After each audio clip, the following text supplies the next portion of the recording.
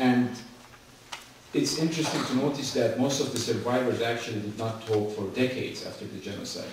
They only started talking in the 60s and 70s and 80s. So most of the collections that we have, there is the UCLA collection, it's the Zoryan collection, it's Dr. Hagopian's collection, if it's late Vasquez Parserian's collection, and we have hundreds of, if not thousands of oral testimonies that needs to be discussed and researched.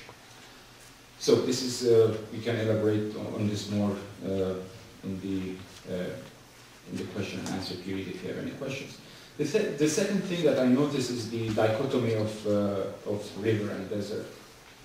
If you think about the desert is the end, it's the death, it's the place where hope doesn't exist, whereas river is the source of life. But for the genocide, during the genocide, both actually were used for as means for annihilation. So this is a very interesting dichotomy that I mean, the river ran red. The river is the source of hope and life, but it ran red. So the river ran red. It's this dichotomy. I think it's a very powerful symbol. The third point that the movie raises, I think, it has to do with methodology of annihilation. Now we know with the subsequent mass murders in the 20th century, it's the Holocaust, it's Rwanda, modern technologies has been used, modern tools for the annihilation, gas chambers or trains, etc. But during the Armenian Genocide, actually, the tool that has been used the most extensively in order to annihilate Armenian is nature. By this, I mean valleys, rivers, desert, and caves.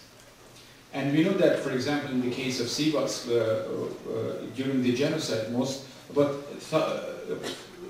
5,000 men were taken at night and sent to certain valleys and killed in a sense at night. So valley is a very, it provides a good, quote unquote, for the perpetrator, a good, quote unquote, a good place to annihilate the Armenians. Rivers is also instrumental. We see this in the Armenian Genocide, throwing the bodies into the river ran red, etc. So rivers become extremely instrumental, followed by the desert, the place where life doesn't exist. So driving the Armenians into the desert. The march itself is a tool to annihilate. For example, listening to different oral testimonies, I've heard, for example, from survivors that the caravans would go on circular marches, meaning that they will not be taken to certain destiny, but will walk and walk for days,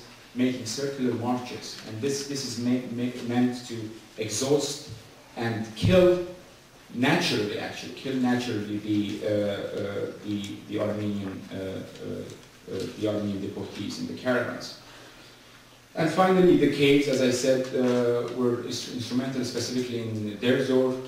They were used to burn Armenians, to suffocate them, and by putting massive amount of wood within these caves. So think about it in the modern terms, that the modernity did not exist during the Armenian Genocide. It was used, nature was used. It was cheaper also in a sense to use nature as a means to annihilate the Armenians. And the last 2 points, actually, the first one deals with Turkification and compulsory conversion, which is very evident in the end of the movie. Turkification and compulsory conversion has been also an important dimension of the Armenian Genocide. You don't kill them, but you convert them. So you convert them either by forcing them to an amnesia, forgetting their past, as one of the survivors, which was extremely powerful testimony. I am somebody, but I am nobody. And I think that's an extremely powerful symbol that demonstrates the result of the genocide. And we know also that during the genocide, many many well-to-do families or upper-class Armenian families, merchant families, did convert. But this conversion actually came into positive result.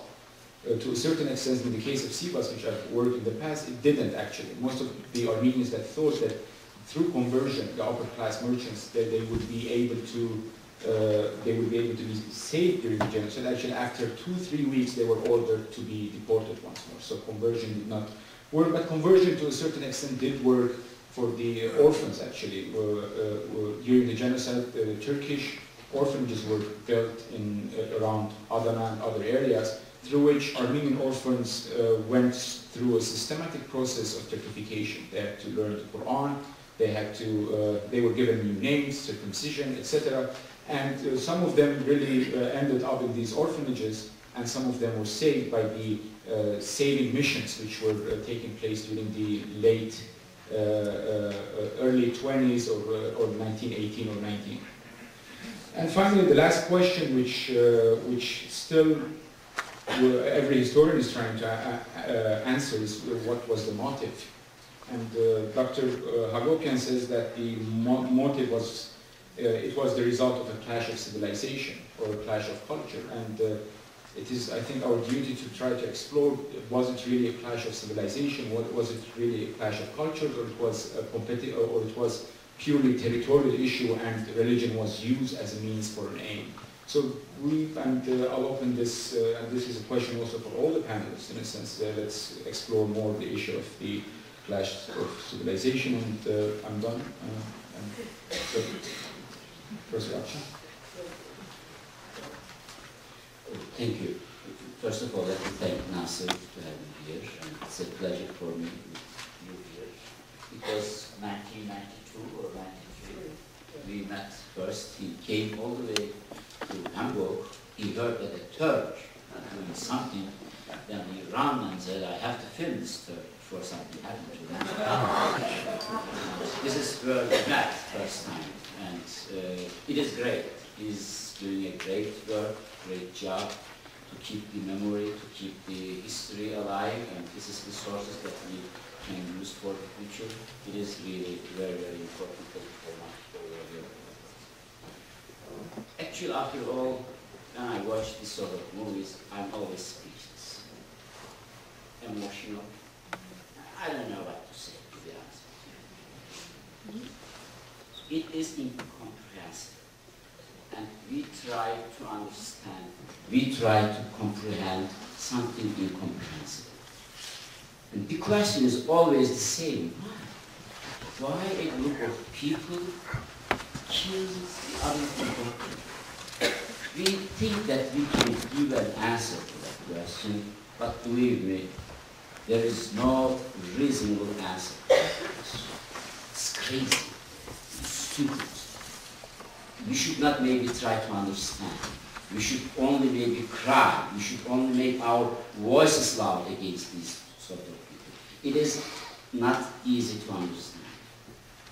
There are always, so we have to ask ourselves, why then? Why should we also deal with these sort of crimes? There are always three basic answers that I always like to repeat. The first reason that we have to deal with all these historic injustices or the genocide, mass crime in the future, in the past, is that we have to acknowledge the dignity of these victims. They were killed, and in that process they were dehumanized. And we have to respect their life and their legacy. We have to show our respect to them. This is the most important thing that we have to deal with that history. Second important part is the reconciliation. In form of, in our case, Turkey and Armenia, neighboring states.